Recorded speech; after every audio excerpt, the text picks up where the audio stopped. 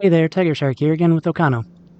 I was going to do another game giveaway for hitting 500 subscribers, but the game I chose is taking more time to finish than I expected, and I want to have completed it first. So that's getting pushed to next week. I had to scramble to get something for this week, so I found a game called Where There Once Was Sand. I believe it was made for a game jam. So it's short and not fully fleshed out, but I think it's a solid experience. It's a first-person collectathon. Basically, Dr. Willis is an archaeologist, I think, being replaced by robots, and he's been assigned to work on the robots he's being replaced by. What a tragic turn of events. But he seems to have a decent attitude for the most part. You play as one of these robots. As you explore the ruins, you can collect gems and diary pages that have blown away in the wind. The diary pages give you a deeper look into Dr. Willis's life's work and his general disposition towards the project he's working on.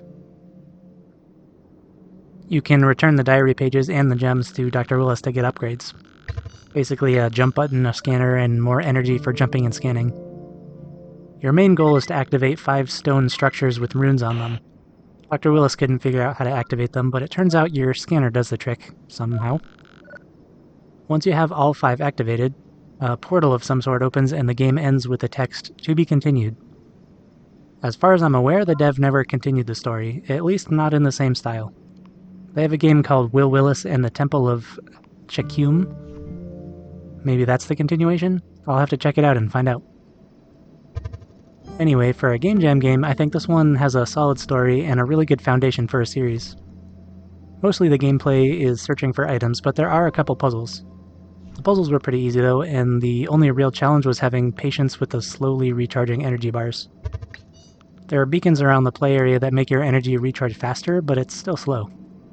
That was the only real complaint I had with the game, other than the fantastic job they did of hiding the diary pages. I seriously searched for the last page for like 20 or 30 minutes in the tiny game map.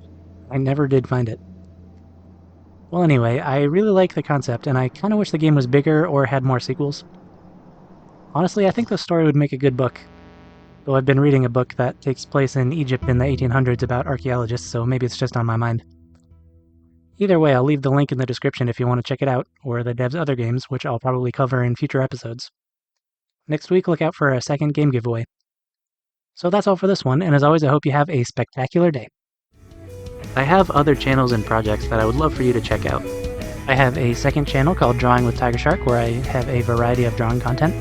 I have an EP on Spotify called 5,555 Miles as my one-man band called Power Mouse.